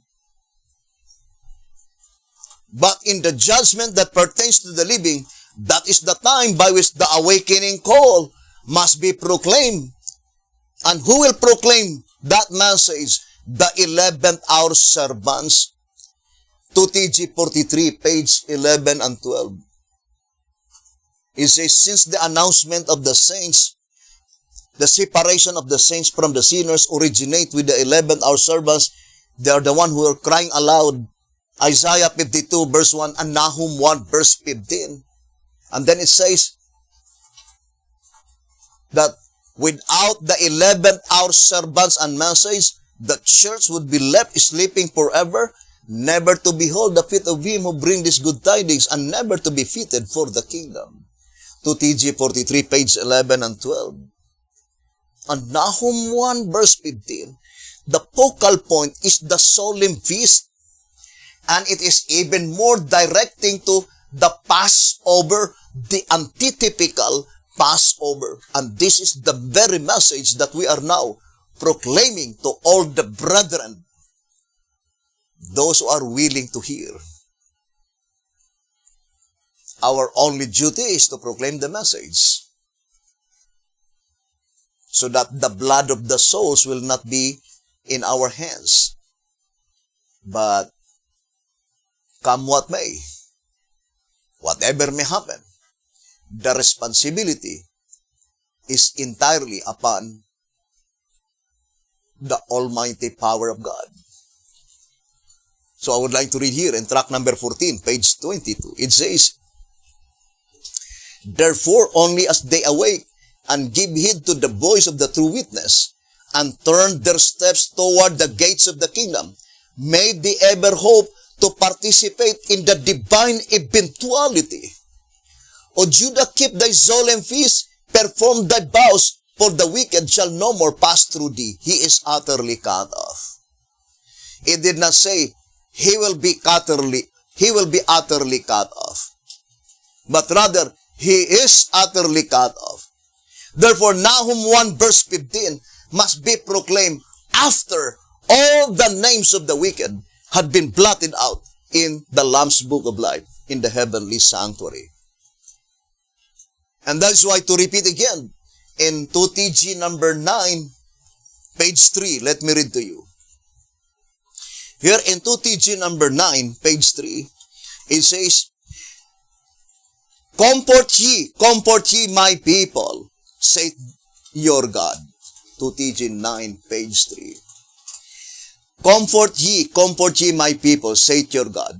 Speak ye comfortably to Jerusalem, and cry unto her, that her warfare is finished, that her warfare is accomplished, that her iniquity is pardoned, for she hath received of the Lord's hand double for all her sins. Now this is the statement given by the shepherd's rod. Inspiration, we see, is her urging someone to comfort God's people. So there is an urgency that such someone had been commanded by God to comfort God's people. Therefore, it is in reality I do fully believe to the righteous, it is a comforting message to let them know that because of their faithfulness, because they faithfully sighed and cried of all the abominations that be done in the church, although in the vision of Sister White, when such blotting out of names is already occurred, the righteous, they did not know. They were unconscious. But the absolute fact is that because of their faithfulness, their names had been retained in the Lamb's Book of Life. Therefore, this messenger is just to inform them. And I cannot see the reason that to the faithful, to the honest, to the sincere, that they will not be comforted with this message. Because this is a comforting message to let them know that their iniquity is pardoned. Now, I would like to read again. It says, 2TG number 9, page 3. Inspiration, we see, is her urging someone to comfort God's people. They are to be told, if they only knew that their iniquity is already pardoned in the heavenly sanctuary, then there is no need for God to raise a messenger to tell them. And the mere fact that they need to be told, indicating that they did not know. And that statement that their iniquity is pardoned, 100%, that is the fulfillment of the vision of Sister White in Testimonies for the Church, Volume 5. Now let me read to you that vision of the prophet in Testimonies for the Church on Volume 5, page 472. It says, Zechariah's vision of Joshua and the angel applies with a peculiar force to the experience of God's people in the closing up of the great day of atonement. In the closing up of the great day of atonement, do not forget, brothers and sisters, that God did not communicate to the entire congregation. He communicated only to Joshua. And it is Joshua who related the story. Now, I would like to read again that statement in the Old Symbolic Code. Although it was taken on the writings of Sister White on 4 Symbolic Code, page 100, Testimonies for the Church, Volume 4, page 162. 3 Symbolic Code, 11 to 12, page 9. 3 Symbolic Code, 11 to 12, page 9. It says, as a people, we lack faith. In these days, few would follow the direction given through God's chosen servant as obediently as did the armies of Israel at the taking of Jericho. The captain of the Lord's host did not reveal himself to all the congregation. He communicated only with Joshua, who related the story of this interview to the Hebrews. It rested with them to believe or to doubt the words of Joshua, to follow the commands given by him in the name of the captain of the Lord's host, to rebel against his direction and deny his authority. Although we know that Zechariah chapter 3, it is Joshua, the son of Josedek. And according to 1TG number 8, it says here, in 1TG number 8 on page 27, 1TG number 8, page 27, it says, Joshua is well instructed that the burden and the ingenuity for building this spiritual temple belongs to him whose name is the branch. He is to grow out of his place. To him be the glory. He alone is to be exalted. He is to build the temple of the Lord. Who have been given the instruction? Joshua. And God did not communicate to the entire congregation, only to Joshua. Now, I would like to read again the statement here in Testimonies for the Church, Volume 5, page 475. It says here, and the remnant are not only pardoned and accepted, but honored. You see, 475 on Volume 5, and the remnant are not only pardoned and accepted, but honored. What a wonderful statement. Hoping that we'll be among that remnant. They are not only pardoned and accepted, but they were also honored by Jesus Christ. And then it says, Volume 5, page 475, and the remnant are not only pardoned and accepted, but honored. And then it says, in the upper portion, it says, their names are retained in the Lamb's Book of Life, enrolled among the faithful of all ages. Volume 5, page 475. So, brothers and sisters, and the upper portion says, their names have been retained in the Lamb's Book of Life, and they were enrolled among the faithful of all ages. And who are they? The 144,000 living saints. Now, this is the reality. If you faithfully and honestly, the reason that you are sighing and crying is so because your desire to be among the 144,000 living saints.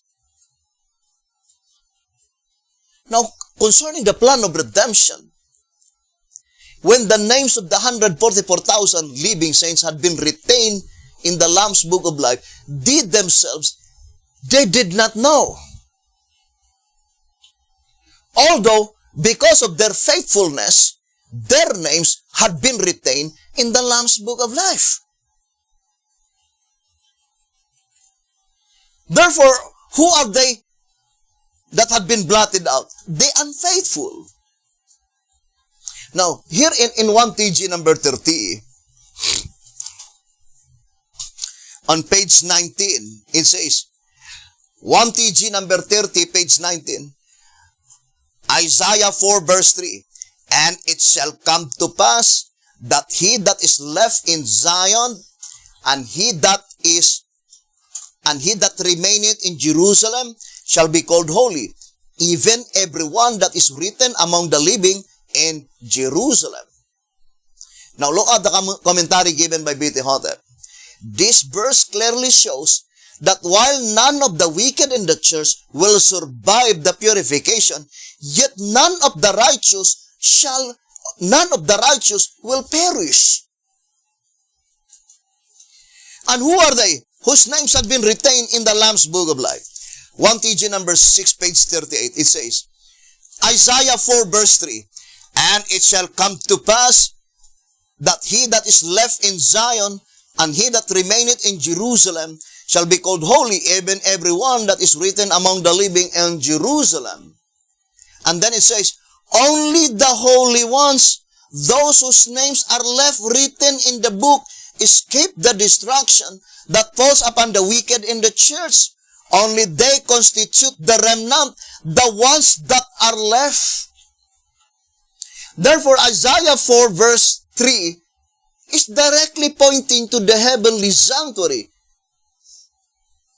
the last and the final blotting out of names, by which in 1TG number 11, page 11, it says, so only those who survive the judgment for the living in the house of God, 1 Peter chapter 4 verse 17, those whose names are not blotted out from the book, Revelation 3 verse 5, will comprise the church, among whom are to be 144,000 sons of Jacob.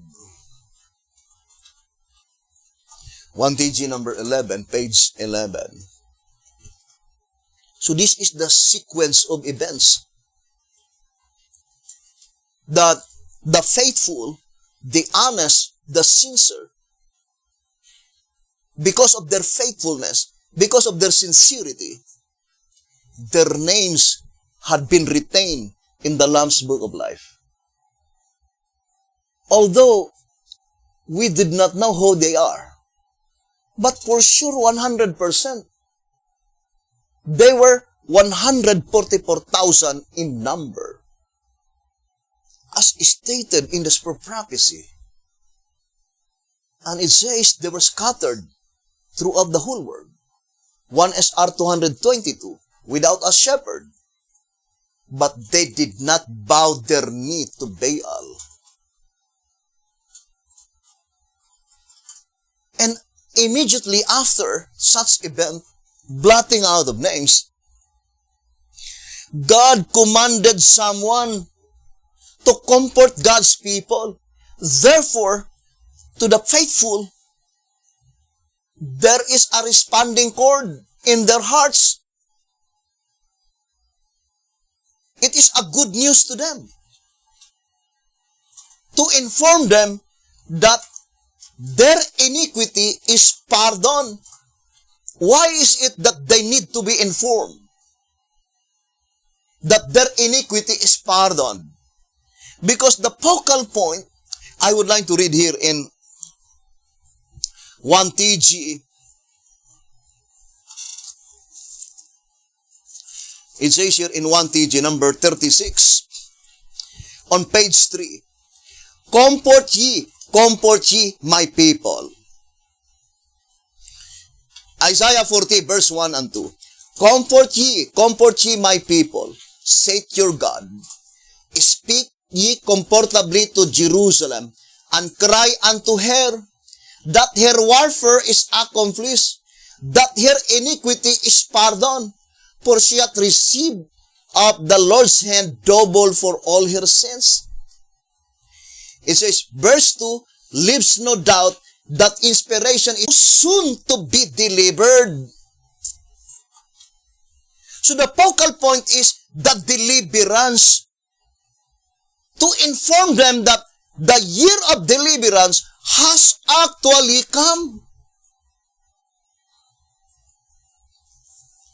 In 1TG number 37, on page 10, it says, their divine calling to awake. 1TG number 37, page 10.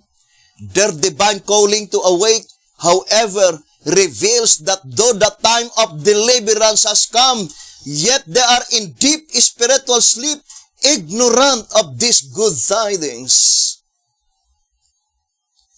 Brethren, the same with Moses. He came to the people of God, saying, this is the year by which we will go home. It is very plain in answerer number 2. It says here in page 6, not purposing, however, to leave them there forever, the Lord did not let their living continue as pleasant as at the first, lest they refused to take heed to Moses when he should come with the word that the time had arrived for them to go back home.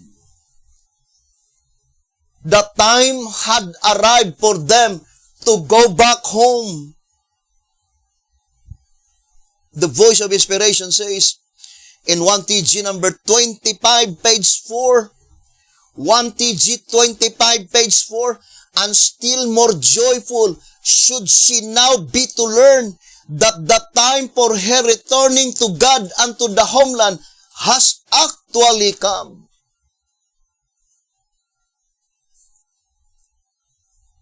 Brothers and sisters, we are now on the very year by which we will go home. We will return to the kingdom. Let us wholeheartedly return to the Lord. According to that reading in 1TG 25, page 4, it is the time to have a total surrender. I remember that statement in White House Recruiter on page page 10, to be sure, the few who arouse,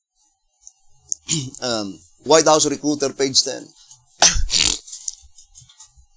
to be sure, though the few who do arouse to make the total surrender which the hour demands, God will save from the conflagration to come. You see, to be sure, though the few who do arouse to make the total surrender which the hour demands, God will save from the conflagration to come. It is high time now, brethren, to realize that anything outside the kingdom, it is only a swine husk. It says here in 1TG number 1, page 8, 1TG number 1, page 8, for all, it says, for all must be brought to realize that everything away from the garden is nothing more than swine husk. 1TG number 1, page 8, for all must be brought to realize that everything away from the garden is nothing more than swine husk. We are now on the very year by which we will return to the kingdom. And that is the reason why God bestowed unto us infallible fruits. Brothers and sisters, because so that none of us need ear. Look at in the days of Moses, there was no Bible. How could they ascertain clearly that what Moses said is really true? So our days is even more favorable than in the days of Moses, than in the days of Abraham. Why? Because we have a basis of our faith. We can prove exactly the year of deliverance by the evidences that have been given by God in the Bible, for prophecy and the Shepherd's Rod publications. What we need to do is only to study, because God provided unto us infallible proofs. The Voice of Inspiration says in 2TG number 31, page 3, shall this returning be unexpected? No. Because God will send first His servant to inform God's people. The Bible is very plain in Hosea 12, verse 13. God take out His people from Egypt by a prophet. And the Shepherd's Rod declared clearly that, brothers and sisters, God will employ the same method. That is very plain here in 6 Symbolic Code, number 1 to 6, page 10. 6 Symbolic Code, number 1 to 6, page 10. In both the Old and the New Testaments, there is brought to view a religious movement organized and led by the author of the Scriptures, the first of which is an example or type of the second. Both of these movements called God's people out of a state of bondage with specific instruction as to how those comprising the organization might free themselves from slavery and inherit a land of freedom, peace, and plenty. Now all these things happen unto them for examples, and they are written for our admonition, upon whom the ends of the world are come. Thus the Exodus movement, the type from Egypt to Canaan, points forward to a movement which the Lord is to launch by the same method as in the type, and which is to free God's people from all earthly ties, sin and sinners, and lead them to inherit the eternal kingdom. The same method, according to this reading, in 6 Symbolic Code, 1 to 6, on page 10. I remember that statement. If you can locate that, God did not send is that powerful army or a monarch to deliver God's people from Egyptian bondage. But the means is very simple. Simple means. Just an ordinary man, Moses, together with the rod. And that's the method that God employed, brothers and sisters. I remember the statement here on Pure Symbolic Code, number 10 to 12, page 5 and page 6, it says, in the days when Pharaoh reigned over God's people. Pure Symbolic Code 10 to 12, page 5, in the days when Pharaoh reigned over God's people, the Lord did not send a great army. No, God did not send battalion of army. Led by a general trained in the school of the world to set them free and to give him a chance to rule over them. But he sent Moses, the simple means, with his shepherd's rod. Simple means. And I would like to read a portion here in Pure Symbolic Code 10 to 12, page 6. The Lord will work in no less miraculous a manner now to free his people from being ruled by a worldly organization. He will command the work himself in the same manner as he did in Moses and David's day. For Symbolic Code 10 to 12, page 6. On page 6, it says, the Lord will work in no less miraculous a manner now to free his people from being ruled by a worldly organization. He will command the work himself in the same manner as he did in Moses and David's day. When God delivered his people from Egyptian bondage, is at that time Moses has an organized church? No, there was no organized church. It was Moses alone, with his rod, with the rod of God, the rod which is the symbol of the power of God. Ponder deeply, brothers and sisters. The same in the days of David, when David delivered God's people from the giant Goliath. So all those things only reminding us that in the last work, God will work very contrary to all human planning.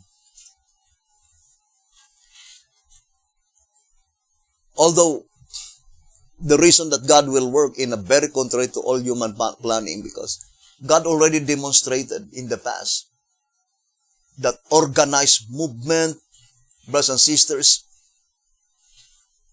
always lead to have a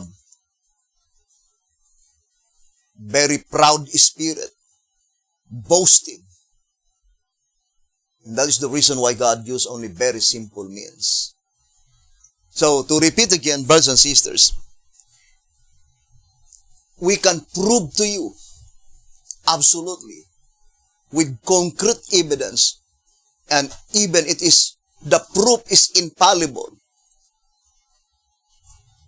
to show to you that this is the year of deliverance. But what we are trying to do is that we are pleading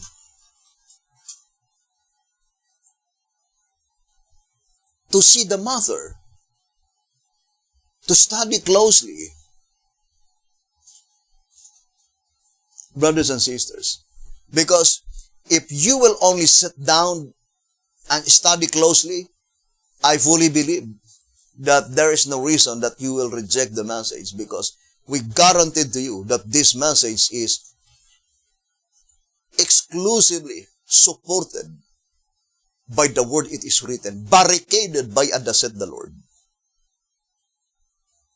And to repeat again, the proof is even infallible. And since the proof is infallible, I remember that statement that in, is it in 11 symbolic code, by which it says, those who will fail to obtain this knowledge, God will destroy them without mercy. It says in 11 symbolic code number 7, page 22, it says, there is something fundamentally wrong with this class of people, because God is able to make anyone wise. He can make anyone strong. His truth is so simple that though they be fools, they need not hear therein. Isaiah 35 verse 8. Therefore, all can get understanding. For this reason, those men who get no understanding, God will destroy without mercy. 11 symbolic code, number 7, page 22. And look at how simple the revelation is. So simple because very small number that God revealed the entire plan of redemption. Just number 40. I think even elementary or grade 1 or grade 2 know how to count 1, 2, 3, 4, 5, 6, 7, 8, 9, 10, 11, 12, 13, 14, 15, 16, 17, 18, 19, 20, 21, 22, 23, 24, 25, 26, 27, 28, 29, 30, 31, 32, 33, 34, 35, 36, 37, 38, 39, 40. Just number 40. God revealed the entire plan of redemption. The other one is 30. More lesser than the number 40. So, it's easy. And the only reason that we could not be able to comprehend, I know, it's so because of prejudice. There are many who because of prejudice will never know the truth. According to Testimonies for the Church, Volume 6, 314. And even here in the old symbolic code, 2 symbolic code number 11, page 8, 2 symbolic code number 11, page 8, this experience will awaken them as if startled out of their dreams and will enable them to receive the power of the Spirit and to put on the beautiful garments of Christ's righteousness, which give by the prophet's pleading, he is urging us to receive. So Isaiah 52 verse 1, we read that several times that according to 2 symbolic code 9, page 9, is addressed to the 144,000. The call in the antitype, Isaiah 52:1, is to the 144,000. And the servant of the Lord is urging, because in track number 6, God just winked their ignorance of that last and final day of atonement in the holy place, blotting out of names. God regarded only as such fully to their ignorance, according to track number 6.